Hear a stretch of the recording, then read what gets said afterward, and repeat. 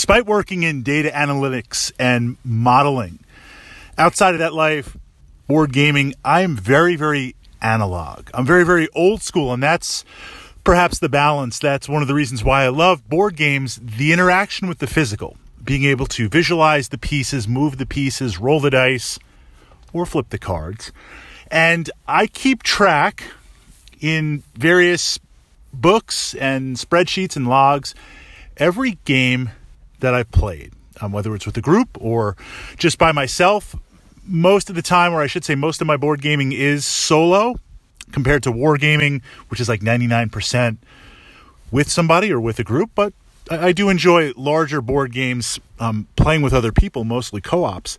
And in keeping track of that, it's not only win-loss and scenario, but just getting an idea of how I've enjoyed playing the various titles that are in my library, how they kind of unfold on the table based on where I am in life, in the moment, because some titles I've had and played for some time. Around 2008 is when I really started getting into board gaming, in addition to wargaming and Dungeons and Dragons, playing those titles and enjoying that aspect of the hobby.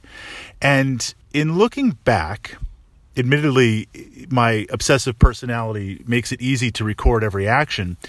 The game that I've played the most, just flat out in my collection, the most plays, regardless of the window or time period, Runebound 2nd Edition. And in playing the game, certainly the base game itself, I also keep track of if I've utilized any expansions and playing it from that perspective, but just looking at plays for the base game itself, the one scenario in Runebound 2nd Edition, I've logged the most plays consistently at different times, and also at some very, very interesting times. So this ties into the idea of replayability. We looked, I think, about last week, looking about board game replayability, and certainly it's a factor. You're putting money into a title, and these days it's almost like it doesn't matter what the board game is. It's $100 USD or $80 USD, 80 to 100 USD. So you want to make sure, we're getting the most out of that board gaming experience. So replayability is awesome.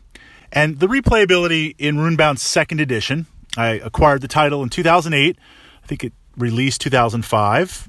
There's some replayability there, different cards, different scenarios, different characters, but the end game condition is the same. Prevent the Dragon Lords from rising. Now, it helps that end condition, it's kind of thematic, and I really, really enjoy it for various reasons. But that said, why do I continue to play it, even though it's familiar with replayability? Well, replayability, is it overrated a little bit in that even a massively replayable game, eventually you're going to hit the wall, even if you have expansions. And what if your taste changes over the years? You love a certain title, but just things change. And even with that replayability, maybe it doesn't have it anymore.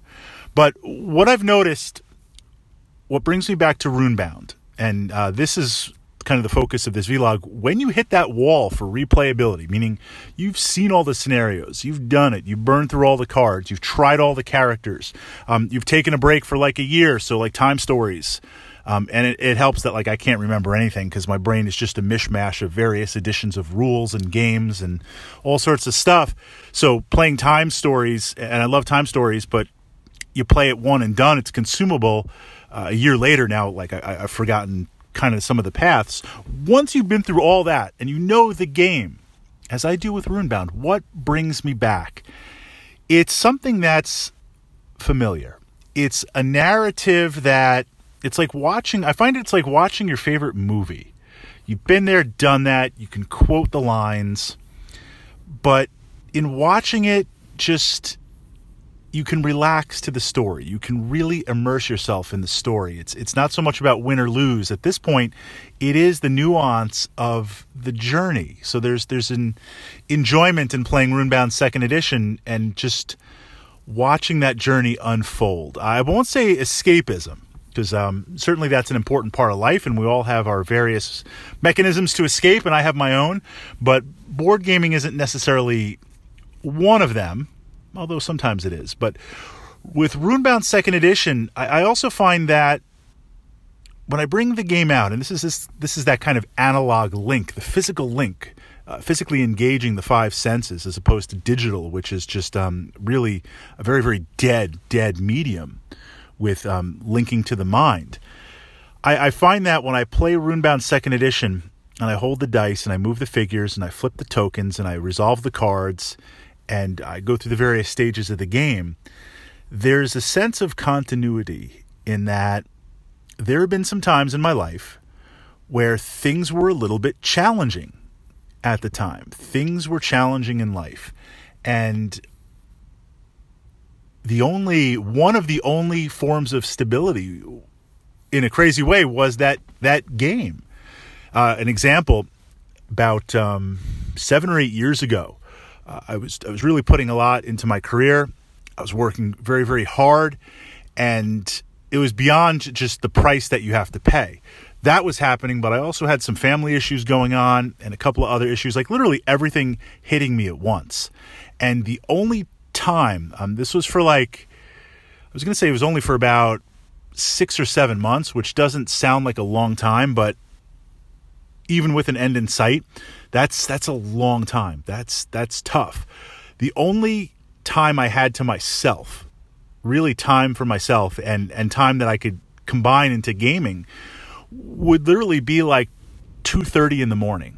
And I had I got home 2:30 a.m. in the morning, and just I had a little bit of time to unwind. And then I had to make sure I got to bed to get a couple hours of sleep, rinse and repeat. I say that because I had Runebound set up in the corner of my living room, just sitting there on my piano, and I'd play 5 or 10 minutes a night, make 2 moves in Runebound. Roll the dice, move, engage the card. Roll the dice, move, engage the card. Maybe buy some items. That's it. I mean, we're talking like a brief window, 10, 15 minutes, if that, of gaming for months. But to be able to do that every night was not only an amazing coping mechanism and helped. And at that point in my life, look, I had to do whatever I had to do. But that created a connection. And when I play Runebound, I can see back to that time. And I don't want to necessarily relive it, but there were some very, very positive things that came out of it. There were some opportunities of growth. Likewise, there was a number of plays with Runebound 2nd Edition where we were just feeling it at the gaming club. I mean, admittedly, one of the challenges, 3rd Edition fixed it, but 2nd Edition, it wasn't really a co-op game.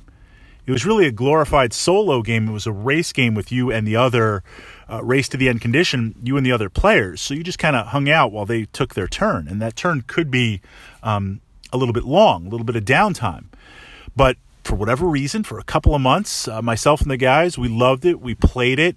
That led to making 2 amazing new friends. And board gaming has certainly introduced me to a lot of new people and friends and opportunities, but these 2 friends literally came through that game sitting down there every Wednesday night to play. So those initial memories are imprinted on that. So when I'm playing Runebound now, here, today, although admittedly 3rd Edition has replaced 2nd, so I'm building a whole set of new memories. But when I pull out 2nd, been there, done that, played it, I still play it while I'm enjoying the ride. While I'm enjoying seeing how the story just unfolds, a chance to stop the Dragon Lords.